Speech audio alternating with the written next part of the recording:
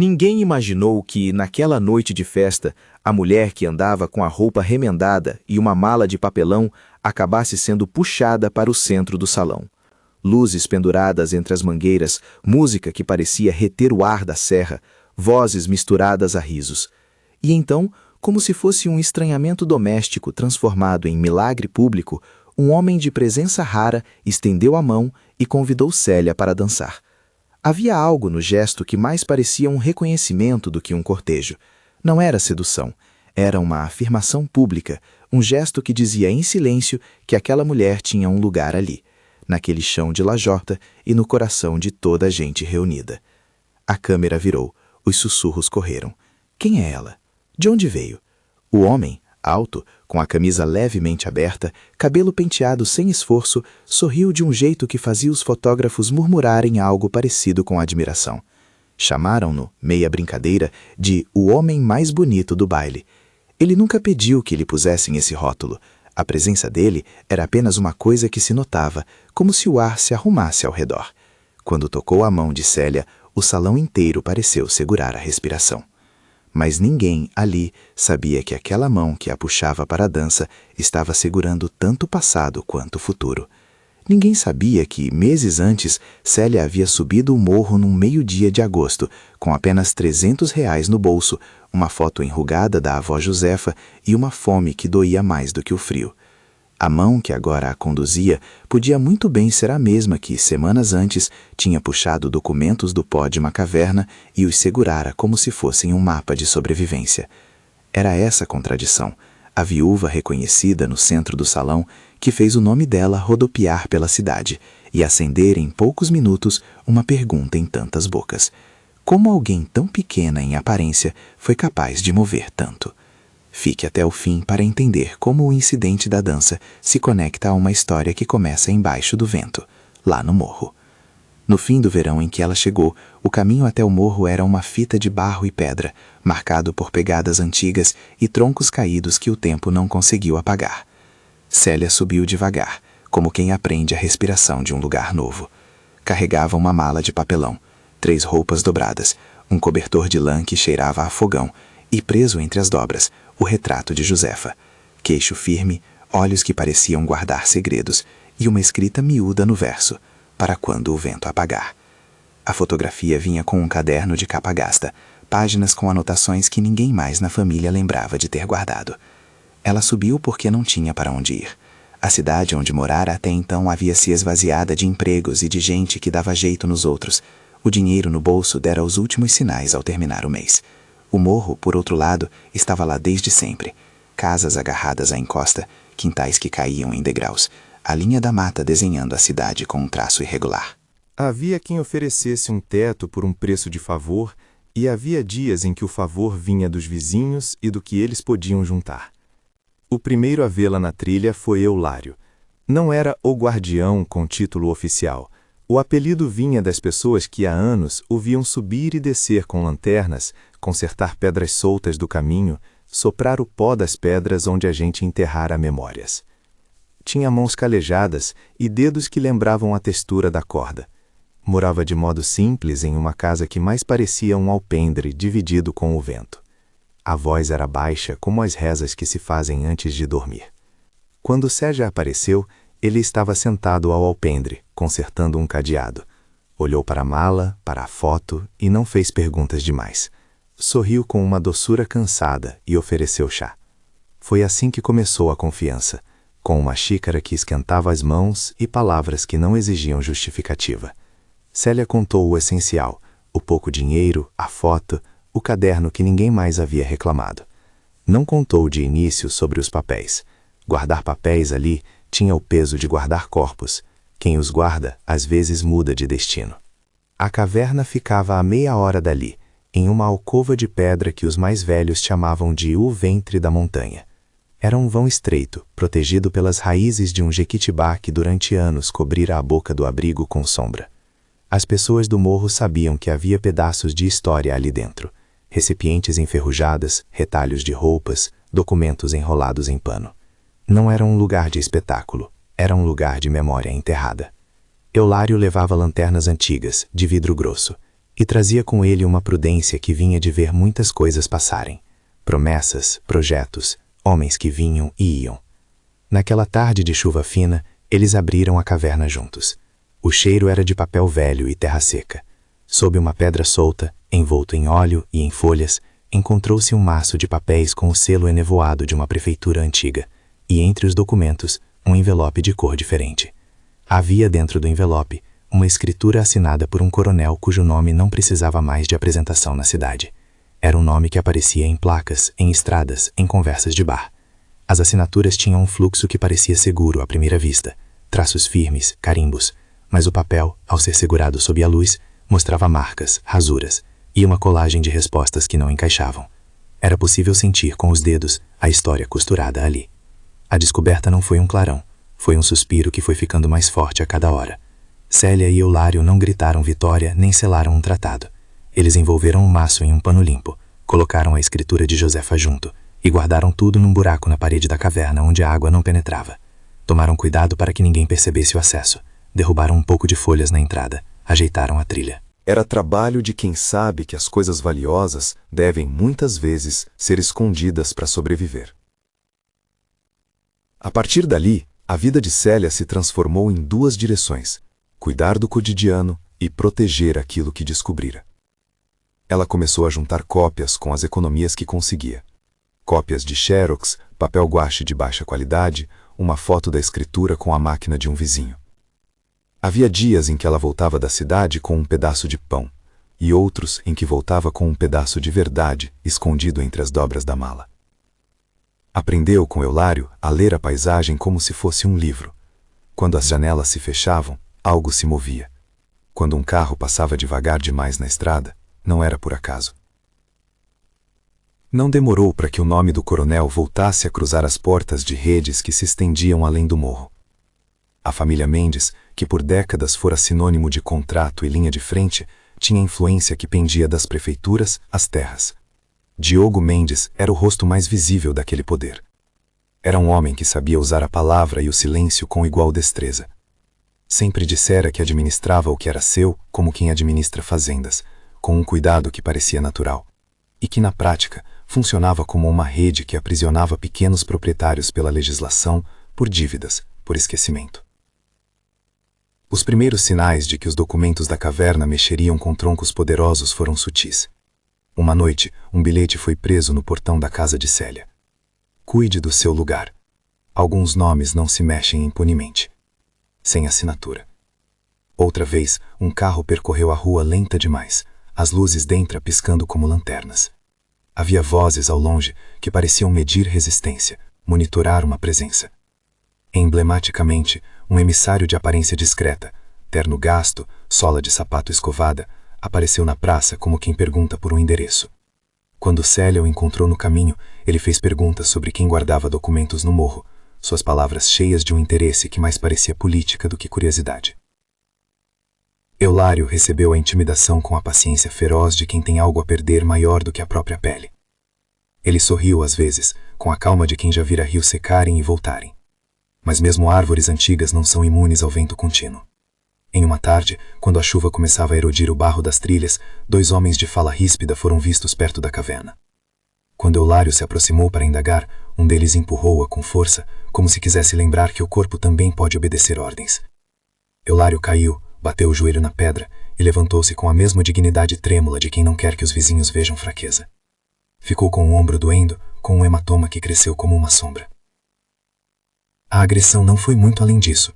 Um empurrão, repreensões verbais, pneus que roçaram na trilha para marcar presença. Ainda assim, as consequências foram maiores do que a força aplicada. A comunidade viu na violência um sinal de que alguém estava disposto a pressionar para além da chantagem. Os filhos de algumas casas começaram a trocar olhares, a falar mais baixo, a perguntar se era prudente falar sobre o que se sabia. A intimidação funcionava como um cordão que se esticava devagar, amarrando pessoas que antes tinham liberdade para dizer coisas. Célia percebeu que proteger os papéis exigia agora proteger corpos. No centro desse processo, o papel de ponte começou a se tornar visível. Funcionário do cartório municipal, Ponte era um homem de meia idade, com cadernos sempre abertos e a paciência de quem catava letras para transformá-las em certidões. Tinha um senso de justiça que vinha de anos mexendo com selos e assinaturas. Sabia que havia, em toda assinatura, algo que poderia ser periciado. Quando Célia, com o coração acelerado e as mãos suadas, bateu à porta do cartório para pedir orientação, só queria que alguém olhasse, sem alarde. Ponte leu os papéis que ela trouxe, meneou a cabeça e prometeu tentar uma cópia mais confiável, com cuidado, sem tornar tudo público de uma vez. Foi Ponte quem sugeriu a primeira providência técnica: adquirir cópias autenticadas, colher testemunhas que pudessem atestar a procedência dos documentos e, se preciso, encaminhar a questão para um exame grafotécnico. Ele falava baixo, como quem não quer assustar o sistema que já se mostrara frágil. Explicou também que havia maneiras de registrar a posse daqueles papéis sem provocar um incêndio público imediato. Protocolos que aninhavam proteção em processos burocráticos, onde a lentidão pode ser, paradoxalmente, um aliado para quem busca preservar a verdade.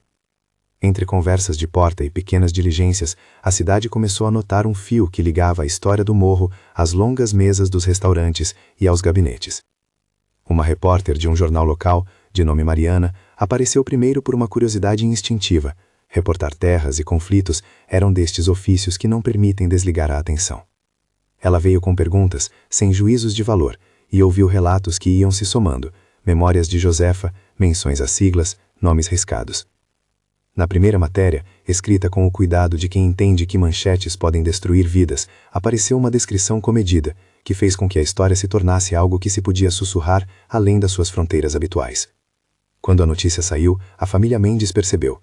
Reuniu-se, consultou advogados e articulou uma resposta de rotina. Negaram irregularidades, disseram que os títulos eram legítimos, apontaram para bases antigas. O movimento era previsível e, ao mesmo tempo, assustador pela capacidade de mobilizar recursos. Parecia que alguém do outro lado já havia esperado que os papéis fossem desenterrados. E essa constatação criou em Célia uma mistura de medo e de propósito. Os dias seguintes avançaram em pequenos atos de resistência. Cópias foram carimbadas no cartório por Ponte, fotos foram tiradas e enviadas à repórter Mariana. Testemunhas que viviam no morro falaram, com a voz trêmula, sobre plantações que mudaram de dono, sobre cercas que surgiram sem explicação. Havia necessidade de costurar uma narrativa que os tribunais pudessem ler. Notava-se que, sozinha, a história da viúva e do velho guardião não teria peso suficiente contra os recursos bem articulados de uma família poderosa. Precisava-se de testemunhas, de perícias, de um advogado disposto a navegar por uma justiça que é feita de papéis e esperas. Ricardo apareceu como toda a entrada de vento novo, súbita e promissora. Jovem, piedosamente articulado, com mais fome de fazer justiça do que medo de perder um caso. Era um rapaz que nos primeiros encontros falou mais de escuta do que de soluções mágicas. Ele estudara fora, voltara com ideias de cidadania e via naquela história uma possibilidade de transformar o que fora esquecido em jurisprudência e preservação. Fez perguntas técnicas, pediu tempo para avaliar documentos, marcou reuniões no cartório e trouxe consigo um caderno cheio de perguntas que pareciam ter saído de um mapa. Aos poucos, o eixo do conflito ganhou contornos claros. Havia uma descoberta, a escritura do coronel, que podia desfazer, ou pelo menos questionar, anos de usurpação. Havia um guardião que agora respirava menos tranquilo. Havia uma viúva que carregava mais do que uma mala. Carregava o rosto da avó, a memória de uma família, e, sem saber, a responsabilidade de reescrever um capítulo coletivo.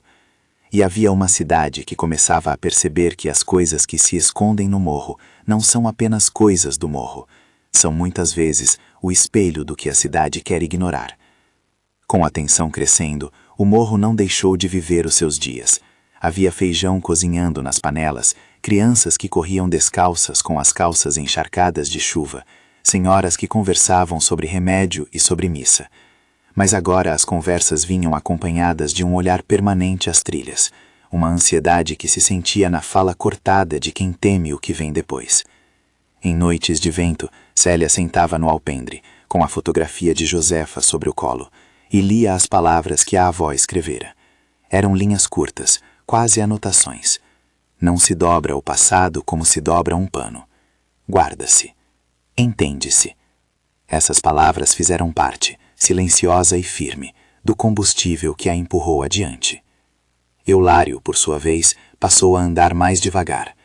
Às vezes lhe faltava o fôlego no peito e ia sentar na beira do caminho, olhando para a casa que guardava, como se permanecesse ali uma promessa de que o próximo dia já seria outro. Quando os emissários passaram a rondar com maior frequência, ele fechou-se numa prudência mais enxuta. Delegou a Célia a responsabilidade de levar cópias à ponte, orientou como ocultar os originais e dedicou suas horas a manter aqueles papéis onde ninguém suspeitava que existiam. Era uma confiança construída em rotina, e olhe-se bem que quem cuida de arquivo não o faz por heroísmo, mas por amor às coisas pequenas e essenciais. A intimidação, porém, não cedeu, e quando a pressão aumentou, veio o incidente que mudaria o ritmo da história. Uma tarde, enquanto organizavam cópias na cozinha improvisada de Eulário, um carro parou na entrada da trilha. 2 homens despencaram desembainhados de palavras cortantes, queriam saber onde estavam os documentos. Eulário, com a paciência de que entendeu que certas palavras não convém serem trocadas, respondeu com um olhar que negava a entrega. Um dos homens, irritado pela recusa, empurrou Eulário na frente de todos. O velho bateu contra a mesa, a lamparina tilintou, o copo ruiu. Não foi um ato mortal por si só, mas foi um tremor no sistema mais frágil, o corpo que não se recuperava mais da tensão acumulada. Nas noites seguintes, Eulário dormiu mal. A dor no corpo parecera aos poucos transformar-se em outras dores, o susto, o medo, as lembranças de outrora que o assombravam. Não houve gritos públicos, nem pedidos dramáticos de socorro. Havia apenas um homem ficando mais silencioso, recusando convites para conversas que antes aceitara com naturalidade. A comunidade notou o encolhimento, e ali, pela primeira vez, a consciência coletiva começou a se organizar não só em palavras, mas em atos concretos. Pessoas que até então se limitavam a se calar passaram a oferecer ajuda. Uma vizinha trouxe sopa. Um jovem que raramente ia à igreja passou a cuidar do quintal de Eulário. O empurrão deixou marcas físicas e emocionais que se espalharam, como tinta numa toalha molhada. Entre a escuridão de algumas noites e o trabalho diurno de juntar documentos, a repórter Mariana voltou ao morro com um gravador e um cuidado que parecia entender a fragilidade de quem fala. Disse que, se aceitassem, colocaria a história no jornal, com nomes preservados, oferecendo assim uma proteção que a luz pública às vezes dá: a visibilidade. Não era garantia de segurança, era apenas uma proteção que podia tornar o abuso mais caro para quem o praticava. A comunidade debateu. Alguns temiam, achavam que uma matéria poderia inflamar ainda mais os ânimos. Outros sentiram que o silêncio já havia custado demais. Célia seguiu, escavou entre as palavras da avó, escreveu bilhetes em papéis que guarda com a mesma reverência com que protege os envelopes. E numa noite em que o morro respirava céu claro, ela disse em voz baixa, quase para si, algo que depois viraria frase dita em rodas. Subi a montanha por fome. Fiquei para que ninguém mais fosse empurrado do mapa. A afirmação não era um slogan, era uma constatação. Quem guarda a memória, guardava agora uma responsabilidade que se estendia para além do próprio estômago. A relação entre a descoberta e a cidade começou a se transformar numa teia. Havia risco, havia medo, havia a possibilidade de se perder tudo, mas também havia uma clareza que só aparece quando se vê um retrato do passado com nitidez. As conversas se tornaram processos. Ponte encaminhava cópias. Ricardo lia e anotava possibilidades. A repórter ponderava publicações. Eulário, apesar do medo, alimentava a coragem dos outros com histórias de como a comunidade já havia vencido problemas pequenos antes. Contava de tempo em que uma nascente fora preservada por insistência coletiva, do dia em que a festa da padroeira reclamara para todos o que era de todos. Mas o que moveu a maré foi a morte de Eulário. Não veio num episódio dramático de violência, não foi um ato que pudesse ser imputado com facilidade a inimigos declarados. Veio como uma inevitabilidade de corpos que se cansam. Um dia, depois de semanas de insônia, de sustos, de pequenas quedas e febres, ele não acordou. O silêncio que se seguiu foi outra forma de violência que a cidade sentiu. Havia quem falasse em pressa para enterrá-lo, outros que lembravam que ele sempre dissera que preferiria ir com o vento batendo na cara. O enterro foi discreto, feito na parte alta do cemitério, com pessoas que levaram flores simples e olhares de reprovação para o mundo que permitiu que um homem morresse de susto e desgaste.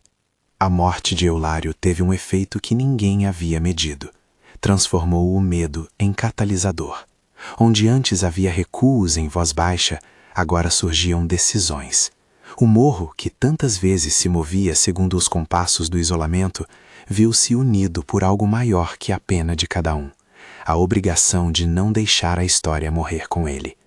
No velório, a fotografia de Josefa, que fizera companhia a Célia desde sua chegada, ficou no centro de uma mesa improvisada, como se duas gerações estivessem se falando em tom baixo e firme. Havia lágrimas, sim, mas também um movimento coletivo que dirigia o olhar para frente. Cópias precisam ser levadas a juízo, testemunhas necessitam escrever declarações. Um advogado deveria receber o caso. E, acima de tudo, alguém precisava garantir que os originais ficassem onde Eulário os deixara. Foi ali, naquele momento de dor contida, que Ricardo mostrou-se não só como um profissional, mas como alguém disposto a colocar o corpo onde as convicções pediam. Falou com a ternura de quem nunca confundira a coragem com temeridade. Precisamos transformar o luto em prova. Não para vingança, mas para recuperar o que foi roubado.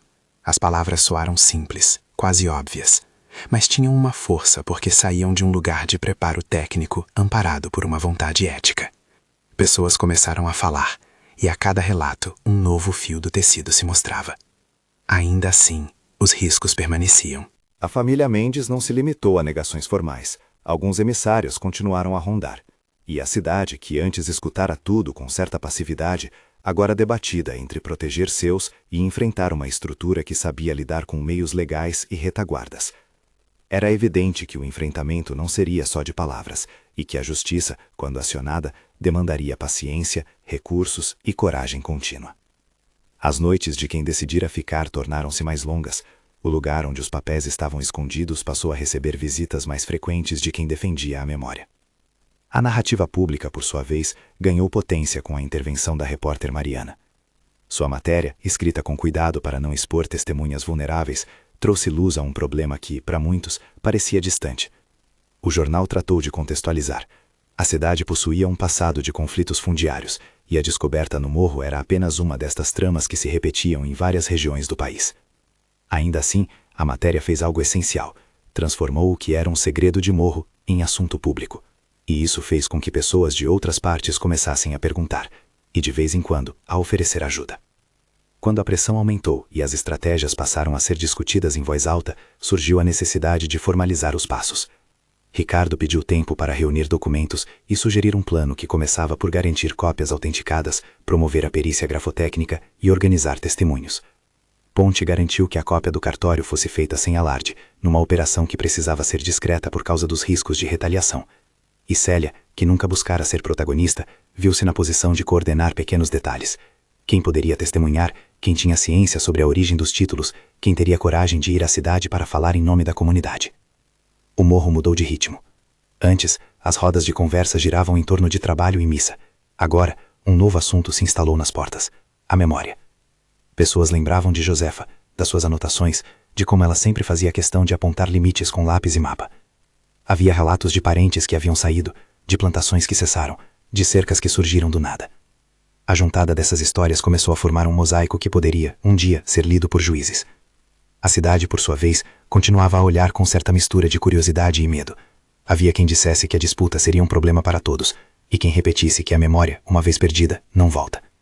No calor daquela organização silenciosa, pessoas começaram também a pensar em algo que ia além do processo: o memorial. A ideia de que o morro merecia um lugar público, onde a história de quem lutara por terra e memória fosse preservada, começou a ganhar corpo. Um pequeno terreno na praça, verde e pouco cuidado, foi apontado como possível local. Havia quem imaginasse placas, quem pensasse em fotografias e quem desejasse que no centro estivesse um pequeno livro com nomes e histórias de quem não fora ouvido. A proposta servia não só como símbolo, mas também como proteção. Tornar pública a memória é garantir que ela tenha testemunhas. Enquanto isso, o sulco deixado pelo empurrão e pela morte de Eulário abria uma fenda de responsabilidades. As conversas jurídicas começaram a apontar para a necessidade de perícias e de cautelares que evitassem novos atos de usurpação. Não havia ainda certeza sobre o que os tribunais fariam, e Ricardo deixava isso claro. A lei caminha com passos de ré quando encontra poder consolidado. Vai custar tempo e trabalho, e talvez não resolva tudo, mas é o caminho que temos. Ele falava isso com a honestidade de quem não acredita em soluções fáceis, e sua franqueza trouxe uma confiança que não era fanática, mas real. E ali, no eixo dessas decisões, a cena do baile, aquela em que Célia foi convidada a dançar, começou a ganhar outro sentido. O salão onde tocavam músicas e onde os vizinhos celebravam algo pequeno transformou-se, meses depois, no espaço escolhido para a inauguração do memorial. Haveria música, haveria discursos.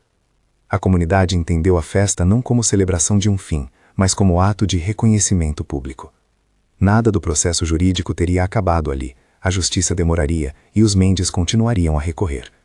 Ainda assim, o evento era um marco. Era quando a cidade veria Célia não como a viúva que subiu para pedir ajuda, mas como a mulher que, junto de outros, fizera com que uma história viesse à luz. O homem que naquela noite a convidou para dançar foi percebido por muitos como símbolo desse movimento de reconhecimento. Alguns o apontaram como um ativista que chegara da cidade, outros disseram que era jornalista. Havia ainda quem sussurrasse que era um jovem advogado de aparências suaves. O certo é que no salão, ao estender a mão, ofereceu a Célia algo que a cidade devia a ela há muito tempo: visibilidade. Não era um favor pessoal, era um palco. E o gesto, por mais que pudesse ser lido como simpático, tinha o peso de transformar a história íntima em memória pública. Mesmo com toda essa luz, o cenário continuava tenso. Sabia-se que a família Mendes tinha recursos para usar os caminhos formais da lei e, por vezes, para transformar as horas em armas. Sabia-se igualmente que a cidade poderia esquecer. A sensação era de que a vitória, se viesse, seria parcial. Talvez alguns títulos fossem reconhecidos, talvez houvessem medidas que assegurassem terras a alguns, talvez o precedente abrisse portas para debates maiores sobre memória e documentação. Por isso, o bairro começou a pensar não apenas em ganhar uma disputa, mas em construir um processo de preservação contínua. Armazenar cópias, criar registros, formar comissões que olhassem para futuros casos. No velório de Eulário, no primeiro debate do morro sobre o que fazer a seguir, e nas conversas longas a respeito de como ir ao cartório sem chamar atenção, havia uma ideia que se repetia com insistência quase religiosa. A memória é coisa viva. Guardá-la exige trabalho, planejamento e pessoas que não confundam o zelo com o orgulho. Célia ouviu isso em voz alta e sentiu que suas pernas, cansadas, encontravam um novo equilíbrio. E enquanto as pessoas se organizavam, Ricardo reunindo documentos, Ponte digitalizando cópias, Mariana preparando reportagens que não expunham as vulnerabilidades das testemunhas, a cidade também começou a assistir. Pessoas de bairros próximos passaram a visitar a pequena exposição fotográfica organizada pelo morro, que mostrava Josefa como ponto de partida de uma história maior. Estudantes de direito marcaram presença em debates, e num gesto que parecia de cinema, o local escolhido para o evento de inauguração do memorial foi arrumado com luzes e flores simples. Mas nada ainda estava resolvido. O que se via era um processo em curso: amealhar provas, garantir testemunhos, preparar perícias grafotécnicas. O que se sentia era uma urgência que seguia cruzada com a paciência. E no centro, Célia continuava a fazer o que sempre fez: tomar conta das coisas que importavam. Às vezes, conversava com a fotografia de Josefa como se a avó ainda quisesse orientar os passos. Às vezes, sentava-se sozinha na varanda com a lamparina acesa e reescrevia trechos do caderno que encontrara, acrescentando nomes, datas, lembranças. A história que começou com o gesto no baile estava longe de terminar. Havia ainda cartas a serem lidas, perícias a serem feitas, recursos a serem opostos. Mas algo havia mudado. A cidade começara a ver que a memória, quando ganha corpo e voz, tem a capacidade de transformar situações que pareciam imutáveis. O que era inaudito no início, uma viúva no centro de um salão, tornou-se a cada passo um símbolo de que a justiça, mesmo lenta, pode andar junto da memória coletiva. E naquela noite do salão, quando a música desacelerou e os dois, a viúva e o homem de presença notável, rodopiaram o suficiente para que os olhos se encontrassem, não houve romantismo barato. Havia reconhecimento. Havia um público que aplaudia um gesto que simbolizava uma cidade que agora via, inteira, a necessidade de lembrar. Quando a dança acabou, Célia segurou a mão por um segundo. Não era a mão que mudava seu destino sozinha. Era a mão que declarava, publicamente, aquilo que a comunidade já sabia no íntimo. Que ela, a quem a vida havia empurrado o morro acima por fome, merecia ser ouvida, vista e preservada. A música continuou. Lá fora, a serra respirava. Dentro do salão, vozes se entrelaçaram. E enquanto a festa seguia, as conversas que até então eram silenciosas começaram a ganhar forma de planos. Cópias autenticadas, perícia grafotécnica, medidas cautelares. O processo que vinha seria longo, exigiria cuidado e demandaria, sobretudo, que as pessoas não permitissem que o medo as fizesse retroceder. Célia, com o retrato de Josefa guardado no corpo, sabia disso. Havia em seu rosto uma mistura de serenidade e vigilância, como de quem entende que a dança foi apenas o começo de um caminho que exigia passos firmes e contínuos. A música desacelerou em compassos suaves, e o salão se encheu de um rumor de vozes que parecia, pela primeira vez em meses, mais alívio que medo. A dança que fecharam era menos um passo que uma afirmação. A cidade inteira tomava conhecimento de uma presença que antes era invisível. As luzes penduradas tremeluziam como pequenas testemunhas.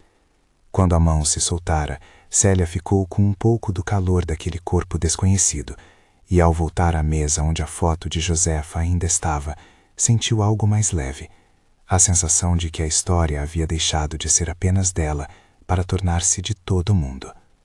Não é que naquele instante o processo judicial estivesse vencido, muito pelo contrário. A etapa que se abrira era longa, técnica e tateante. Mas havia um detalhe novo, e por isso urgente. A cidade começava a acreditar, de um modo visceral, que o que acontecera no morro merecia ser ouvido. E acreditar, naquela geografia, era já uma forma de proteção. Ricardo foi direto ao ponto nos dias que se sucederam, organizou as cópias que Ponte havia autenticado e começou a intercambiar relatórios com um perito grafotécnico da capital. O exame não foi imediato, levou semanas de análise, comparações, iluminação adequada, lupa e uma paciência metódica que arrancava da vida de Célia o pouco descanso que ainda lhe sobrava. Nas madrugadas, ela relia anotações no caderno de Josefa, enquanto a lamparina deixava os cantos do quarto em suaves sombras. A cidade do lado de fora parecia acelerar. Repórteres telefonavam, vereadores sussurravam e um movimento discreto de solidariedade aparecera. Um grupo de estudantes de direito propôs fazendas de trabalho pro bono. Um coletivo cultural ofereceu espaço para uma pequena mostra fotográfica. A perícia, quando saiu, trouxe a confirmação que todos sabiam sentir. As assinaturas do velho coronel, no papel que mantinha a história do terreno, apresentavam traços incompatíveis com documentos autênticos. Havia rasuras que haviam sido coladas, recortes que literalmente furaram as páginas de onde foram sendo copiadas. E mais decisivo, a caligrafia de uma das partes não batia com a assinatura que constava em outros papéis da mesma época. O laudo foi escrito com precisão fria, adulteração, sobreposição e indícios de manipulação técnica. Para quem guarda memórias em cadernos gastos, as palavras técnicas soaram como um alento, prova de que a verdade poderia sair do subsolo do silêncio. Com o laudo em mãos, Ricardo pediu medidas cautelares. Não era um pedido de vitória final. Era, no vocabulário jurídico, um pedido para que nada do que estava contestado fosse alterado até que o mérito fosse discutido. A juíza que recebeu o processo ouviu as partes, leu o laudo e, avaliando o risco de dano irreparável, determinou o bloqueio de atos de alienação sobre certas áreas e a preservação dos originais em cartórios sob lacre. Não se tratava de devolver a terra de imediato a ninguém, mas era um primeiro freio na engrenagem de quem costuma mover decisões com pressa e recursos. A decisão fez mais do que frear. Trouxe um ânimo prático para quem trabalhava no caso. Agora havia um documento judicial que permitia requerer diligências, intimar testemunhas, solicitar outros exames. Para a família Mendes, claro, foi um recado, O conflito havia saído do morro e ganhara mecanismos que poderiam perscrutar o passado. A resposta deles veio no ritmo dos recursos que o poder conhece: impugnações técnicas, questionamentos formais sobre a amostragem, laudos contrários contratados por peritos de sua confiança. Foi um jogo de lances e contestações em que cada movimento exigia tempo e dinheiro. Enquanto a guerra técnica se firmava, outra frente crescia: a visibilidade. Mariana publicou uma série de matérias que colocavam o caso em contexto, ouviam vozes distintas e respeitavam os temores de quem temia retaliação. As reportagens não buscavam linchamento público, eram antes uma forma de insistência documental: fotos dos papéis, entrevistas com quem lembrava de cercas que surgiram, registros de mapas antigos que mostravam limites outrora preservados. Em uma dessas reportagens, um desses mapas, carimbado com a cidade antiga e com a grafia da prefeitura, apareceu e mostrava numa linha clara que alguns lotes atribuídos posteriormente não existiam nos registros primordiais. A cidade leu aquilo como um espelho. Nem sempre a memória pública é tão firme quanto o papel deveria ser. As reações foram várias. Alguns moradores da cidade se juntaram em abaixo-assinados pedindo investigação aprofundada. Outros, mais céticos, viam em tudo isso a possibilidade de uma disputa que traria insegurança e que poderia transformar o morro em palco de conflitos. Dentro do morro, a sensação oscilava. Havia orgulho, sim, mas também receio. As noites eram mais curtas, como se o tempo acampasse entre a persistência e a ameaça. O empurrão a Eulário, a memória da sua morte e a lamparina apagada continuavam a viver como lembranças que não deveriam ser deixadas sem resposta. E foi nesse compasso que apareceu Mateus. Mateus tinha sido, anos antes, um funcionário de confiança do escritório que dava suporte às propriedades dos Mendes. Trabalhara por lá quando as negociações de terras ainda eram feitas com a caneta e o café forte. Era um homem seco, rosto de quem dorme cedo e desperta cedo, hábitos de quem dá valor a ferramentas e papéis. Habituara-se aos arquivos, ordenava livros, transportava pacotes com títulos e um dia deixara o serviço por razões que nunca contou inteiramente. Voltava agora de uma vida em que carregara culpa como quem carrega uma pedra no bolso. A sua entrada no processo foi tímida. Procurou Ricardo primeiro, com uma carta dobrada dentro do bolso, e pediu para falar a sós. Tinha em mãos cópias de um caderno de apontamentos que guardara quando trabalhava no cartório do senhor que assinava ao lado do coronel. Nele havia anotações sobre pagamentos, visitas discretas e menções a ajustes em papéis.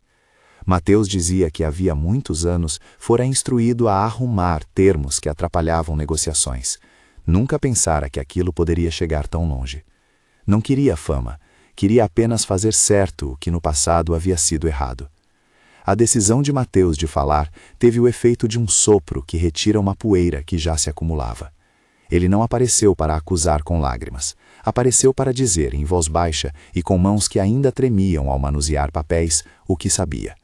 Havia sim procedimentos informais que levaram a alterações. Havia um funcionário que, por ordens superiores, substituíra folhas e colara recortes para consertar a aparência de documentos. Ele apresentou um pequeno envelope com uma cópia xerox de um memorando interno, rabiscado, que indicava pagamentos a um cartorário que, naquela época, fazia o serviço que o sistema formal deveria fazer. A atitude dele não tirou sozinho a sustentação de quem mantinha o poder. Não havia no gesto mágica jurídica. O que trouxe foi outro elemento: a plausibilidade. Mateus deu rosto à burocracia que às vezes se presta a conivências. Sua fala foi noticiada, e a cada novo fio que se puxava, as pessoas que antes hesitavam passaram a colaborar. Testemunhas foram arroladas, vizinhos que antes não queriam se expor deram declarações, cartas antigas encontradas no arquivo de Josefa serviram para preencher lacunas. O conjunto começou a formar uma narrativa que os tribunais, curiosamente, quando bem apresentada, não podiam simplesmente ignorar. Diogo Mendes e seus advogados responderam com a previsível serenidade de quem controla recursos. Impugnaram a autenticidade do material trazido por Mateus. Tentaram demonstrar que o contexto havia sido manipulado. Buscaram em tudo a forma técnica de diluir os efeitos. A justiça, por sua vez, foi a lente por onde tudo passou. Imparcialidade exigida, procedimentos seguidos, recursos colhidos. O resultado foi um processo que se alongava, cheio de perícias, impugnações e audiências que chamavam a atenção de quem, de fora, seguia o caso como um exemplo do que disputa por terra pode significar em uma comunidade. O clímax desse percurso ocorreu inesperadamente, não nos autos do tribunal, mas num momento público cuidadosamente preparado. Ricardo, com o apoio de Mariana, Ponte e de um coletivo cultural da cidade, organizou uma sessão pública de apresentação de provas. Não era uma audiência judicial, era um ato de transparência para que a cidade visse e compreendesse de forma clara as evidências acumuladas.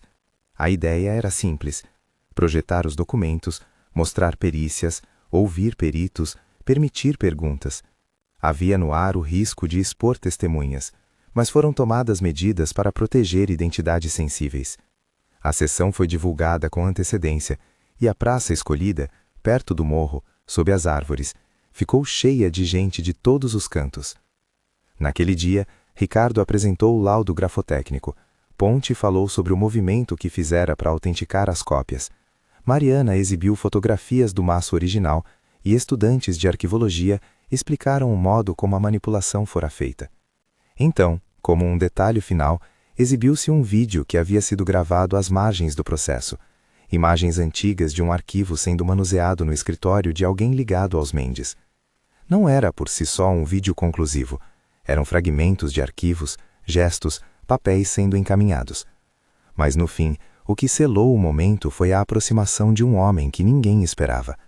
Mateus subiu ao pequeno palanque, não para ser o herói de uma cerimônia, mas para cumprir o que havia prometido, colocar nas mãos da comunidade uma parte da verdade.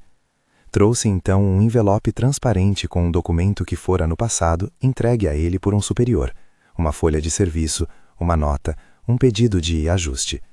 Lê-lo em voz alta foi como abrir uma porta que soprava poeira de anos. O público ouviu palavras que pareciam explicar as engrenagens, pagamentos, ordens, diálogos que revelavam conivência técnica. Não era uma confissão dramática, era uma narrativa de rotina que, por ser contada, se tornava grave. A família Mendes não deu uma resposta pública que reconhecesse erros naquele instante. Diogo, que acompanhava de longe, manteve a estratégia que já havia adotado: calma, legalidade e silêncio público medido. Mas para a cidade, o gesto de Mateus e a clareza das provas projetadas foram um choque de plausibilidade. O inacreditável do título, aquilo que ninguém esperava ver num bailado de noite, foi nesse dia a transformação do segredo em documento exposto à luz de um público atento. A viúva que subira a montanha por fome viu a história da sua família tornar-se um assunto que a cidade discutia com respeito. Com a sessão pública, a pressão sobre o judiciário aumentou. A juíza que acompanhava o processo intensificou a ordem de diligências e marcou uma audiência de instrução com maior frequência. Radicou-se nos autos a necessidade de uma investigação mais ampla sobre cartórios e sobre atos de registro daquela década. Não foi uma vitória total. Medidas cautelares foram renovadas, algumas ações foram paralisadas, mas havia ainda recursos e etapas que o adversário poderia usar. Mesmo assim, a sensação entre quem acompanhava era de que algo histórico estava em movimento. A inauguração do memorial foi pensada nesse espírito, não para festejar um fim, mas para marcar um começo. A praça escolhida foi lavrada com mãos de vizinhos. As placas, desenhadas por quem gostava de tipografia humilde, traziam nomes, datas e frases que lembravam que a memória não é algo que se guarda numa gaveta. Havia fotografias de Josefa, de Eulário, de mãos calejadas segurando papéis. Havia também um pequeno arquivo público, uma caixa com cópias microfilmadas das principais peças do processo, acessível a pesquisadores e a quem quisesse aprender. A inauguração não foi apenas um evento local. Apareceram representantes de organizações de direitos humanos e de associações de memória, que trouxeram sensibilidades e conselhos sobre preservação documental. Naquele dia do evento, a cidade se encheu de olhares. A música que tocou era tanto festa quanto recado. Discursos foram feitos com a sobriedade de quem sabe que as palavras podem confortar e, ao mesmo tempo, exigir ações. Ricardo falou sobre a persistência da comunidade. Ponte falou sobre a importância de cartórios íntegros. Mariana lembrou do papel da imprensa responsável. Havia lágrimas, mas também risos breves de alívio. Foi no final do evento, quando a festa já ganhava a leveza de uma celebração contida, que o homem de presença notável aproximou-se de Célia outra vez. Agora sabiam-lhe o nome: Rafael, um documentarista que viera registrar o processo para um curta sobre memória e territórios. Rafael tinha passado meses filmando, ouvindo, percorrendo trilhas. Aquele gesto agora repetido, de estender a mão para dançar, não era uma performance isolada. Fazia parte de um ato simbólico que a comunidade decidira que valia ser feito. Dar àquela mulher o centro da praça, devolver-lhe a visibilidade que a vida havia tentado tirar. Quando Rafael a puxou para dançar, algo realmente aconteceu que muitos naquele dia acharam inacreditável. O sobrinho de Diogo, que havia ocupado uma posição discreta até ali, levantou-se da multidão. Não foi uma explosão. Levantou-se com as mãos trêmulas, aproximou-se do microfone e pediu, em voz baixa e firme, para que todo mundo o ouvisse. Chamava-se Henrique. Não era um porta-voz de Mendes, não fazia parte da linha dura da família. Era um jovem que crescera entre os contratos da Casa Grande, sem nos anos da juventude compreender bem o que algumas negociações haviam custado a outros. Henrique não pediu perdão com palavras grandiloquentes. Pediu antes que se ouvisse a verdade que trazia. Contava de registros que vira sendo ajustados, de uma série de notas que circulavam entre advogados e funcionários do cartório, e de um envelope que guardara por anos, porque não queria se envolver. Estava ali com um papel enrolado, com a caligrafia antiga do cartorário que, segundo ele, aludia a procedimentos, que hoje não poderia justificar. Entregou o envelope a Ricardo, que leu em voz alta o conteúdo. Uma anotação de serviços, recados, um pedido de cobrança que não se dera ao trabalho de registrar justificativas. A leitura não caiu como uma explosão destinada a destruir. Caiu como um documento que chamava a atenção para a rotina de irregularidades que sustentara aquele tipo de usurpação. O inacreditável foi essa ruptura. Um jovem ligado ao círculo íntimo dos poderosos, subindo ao púlpito e decidindo, diante de uma praça cheia de gente, que não manteria o segredo. Não foi um gesto de redenção completa. Henrique não tinha poder para desfazer o passado. Não poderia responder por atos que não cometera diretamente. Mas, naquele gesto, deu-se um reconhecimento público que minou a aura de impunidade em volta de certas práticas. A plateia aplaudiu, mas não em êxtase. As palmas eram um reconhecimento de que, por vezes, as pequenas decisões de consciência têm o efeito de uma alavanca histórica. Diogo, com a calma calculada de quem estava acostumado a ver planejamento e recursos como proteção, não decidiu ali se retrair. O que aconteceu foi mais sutil. Sua estratégia encontrou um furo por onde a cidade iluminou o que até então era tratado como normal. Os recursos continuaram, mas a narrativa estava mudada. A sombra do segredo fora, por um dia, banida pela clareza pública. Depois do baile e da inauguração, as estações do processo continuaram.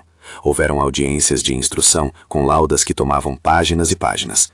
Perícias complementares confirmaram detalhes. Testemunhas, agricultores que lembravam de roços e cercas que mudaram de lado, comerciantes que viam contratos being signed in the same coffee shops, prestaram depoimentos. A juíza, finalmente, proferiu uma decisão que reconheceu vícios em parte dos títulos e determinou o restabelecimento de alguns registros e a abertura de investigação criminal sobre práticas cartoriais que pudessem configurar falsificação. Não foi um decreto que devolveu terras em larga escala. Foi, no fim, uma decisão circunscrita e técnica, que, no entanto, gerou efeitos práticos importantes. Anulações parciais de escrituras, pedidos de retrabalhos administrativos e um processo de revisão que obrigou cartórios a enviar documentação para fiscalização. A vitória foi parcial e custosa. Houve custos emocionais, financeiros, horas e noites de vigília. Algumas famílias que buscavam reparação individual ficaram sem respostas imediatas. A memória, porém, ganhou um espaço. O memorial permaneceu, as cópias foram depositadas em arquivos públicos e o caderno de Josefa passou a figurar em estudos sobre memória local. O morro, que antes era tratado como periferia do esquecimento, ganhou um lugar nos mapas de resistência e na memória institucional da cidade. Célia continuou trabalhando como sempre, cuidando de plantas, lavando roupas, fazendo pão de vez em quando para vizinhos. Mas o que mudou não era apenas externo. Havia uma diferença na forma como as pessoas a olhavam. Em vez do olhar que mede a necessidade, veio o olhar que reconhece a coragem. Em discursos gentis, em reuniões de escola, em visitas de estudantes que vinham pesquisar casos, Célia passou a ser chamada para falar. Nunca como protagonista única de uma epopeia, ela recusava isso, mas como alguém que trouxe à tona um pedaço de verdade e convidou outros a cuidar dela. Há pequenas cenas que marcam o que a vitória parcial significou. Um grupo de crianças da escola pública do Morro passou a levar livros para contar às turmas da cidade sobre a história de Josefa. Um arquivista voluntário ensinou a jovens da comunidade como fazer cópias de qualidade e como preservar papéis contra a umidade da serra. Uma comissão formada por representantes do Morro e da prefeitura passou a discutir medidas que impedissem novos casos de usurpação, Programas de digitalização de registros, campanhas de orientação para proprietários rurais e mutirões de documentação. O que não mudou, e isso é parte da honestidade da história, foi a complexidade do mundo jurídico e a possibilidade de revisões. A família Mendes recorreu a instâncias superiores. Haveria ainda em tempos vindouros debates e recursos que consumiriam tempo. Mas no campo simbólico, algo importante se consolidou. A ideia de que a memória organizada e documentada é um antídoto contra o esquecimento. O memorial não anulava o que foi perdido, mas tornava impossível que a história fosse apagada sem ser lembrada. E Célia, em suas poucas falas públicas, disse algo que ficou. Em um dia claro de primavera, diante de um grupo de visitantes, segurou a mão na fotografia de Josefa e falou com o tom que já se tornara sua marca. Subi a montanha por fome. Fiquei, para que ninguém mais fosse empurrado do mapa. Não era uma frase para manchete, era uma declaração de propósito. As pessoas que ouviram sentiram, na fala simples, a força de quem guarda lembranças. Os meses que se seguiram foram dedicados ao trabalho contínuo. Comissões que cuidavam de preservação documental, pequenas restituições administrativas que beneficiaram algumas famílias, cursos na escola sobre direitos fundiários. Ricardo manteve-se no caso, agora com uma rede maior de parceiros. Ponte, mais velho, continuou a bater ponto no cartório, mas com um corpo menos solícito às pressas. Mariana publicou um livro de reportagens que contextualizava o caso num cenário mais amplo de conflitos fundiários. A matéria foi citada em seminários sobre cartografia social. Mateus, por sua vez, continuou a viver de maneira discreta, evitando holofotes. Trabalhava agora com grupos que buscavam trazer transparência a arquivos privados. Eulário permaneceu presente, como sempre estivera, não em carne, mas em memória. Seu túmulo, numa ladeira alta com vista para o morro, passou a receber visitas não só de amigos, como também de estudantes que queriam ouvir como era viver com a responsabilidade de guardar papéis antigos. Não houve heroificação, houve gratidão e reconhecimento. Ninguém tentou transformar sua morte em balada épica. Havia, sim, o respeito de quem soube que um homem havia carregado um fardo até sua última noite. Ao fim, o que ficou foi uma cidade que passara por uma experiência que lhe ensinou algo sobre si mesma. Aprendeu que a documentação pode ser instrumento de opressão ou de reparação, dependendo de quem a controla. Aprendeu que pequenos atos de coragem, somados, fazem a diferença. Aprendeu que a imprensa, quando responsável, pode proteger sem expor. Aprendeu que a justiça demora, mas quando instada com cuidado, pode criar marcos. E aprendeu, talvez de forma mais importante, que a memória coletiva é um bem que se constrói com mãos discretas. A festa do baile, o dia em que a viúva foi convidada para dançar pelo homem cuja presença chamara a atenção, transformara-se num símbolo delicado. Não um conto de romance, não uma celebração de fama repentina, mas a imagem de uma comunidade devolvendo ao seu membro um lugar público. A dança era um gesto de reconhecimento, e o gesto que a acompanhou, pessoas falando, documentos sendo mostrados, a juventude se envolvendo, foi o que realmente fez a diferença. Algumas semanas após a inauguração, uma escola levou crianças ao memorial. Célia foi chamada para explicar o caderno de Josefa. As crianças ouviram, com olhos grandes, sobre o porquê de se escrever, de se colar um papel num envelope, de se dar nomes a limites. No final, uma menina do fundo da sala perguntou com sinceridade: "Vó, e a senhora tem medo?" Célia olhou para aquelas caras jovens e respondeu com a sinceridade que lhe era própria: "Tenho, mas o medo não me manda calar. O que me manda levantar é a fome, não só de pão, mas de justiça. E porque a gente come junto, a gente também ajuda a cuidar." Durante a noite, quando as luzes das casas acendiam e a serra parecia ouvir os passos de quem voltava para casa, Célia sentava-se muitas vezes na varanda com a lamparina. A fotografia de Josefa a seu lado parecia menos um peso e mais um mapa. Havia ainda recursos pendentes, havia vozes que não se calaram. Havia o trabalho de preservar cópias contra a umidade e a negligência. Mas havia também novas rotinas, jovens aprendendo a arquivar, vizinhos se organizando para fiscalizar, um público que aprendeu a olhar as curvas dos eventos do passado com mais atenção. No fim, A história que começou com um empurrão e um maço de papéis encontrou uma forma de seguimento. A justiça deu passos importantes, mais parciais. O moral da cidade se recalibrou, e a memória ganhou um espaço que obrigaria futuras autoridades a conviver com uma narrativa pública. O baile, então, permanece como um momento emblemático. A viúva, ao ser convidada para dançar, recebeu algo que nem sempre se dá: o reconhecimento público da sua dignidade. Se há uma lição que sobressai, é simples e incômoda: memória é trabalho. A proteção daquilo que nos identifica é feita com cópias, carimbos, testemunhos, conversas de porta, jornais e às vezes com o gesto humilde de quem resolve não mais guardar um segredo. Célia não saiu daquela história como quem venceu sem custo. Saiu com perdas, com cansaço, com a marca de ter sido empurrada para cima por fome. Mas saiu também com a certeza de que algumas coisas, uma vez iluminadas, não voltam à escuridão. Se essa história te tocou, compartilhe com alguém que precisa lembrar que a memória organizada salva mais do que lembranças, salva pessoas.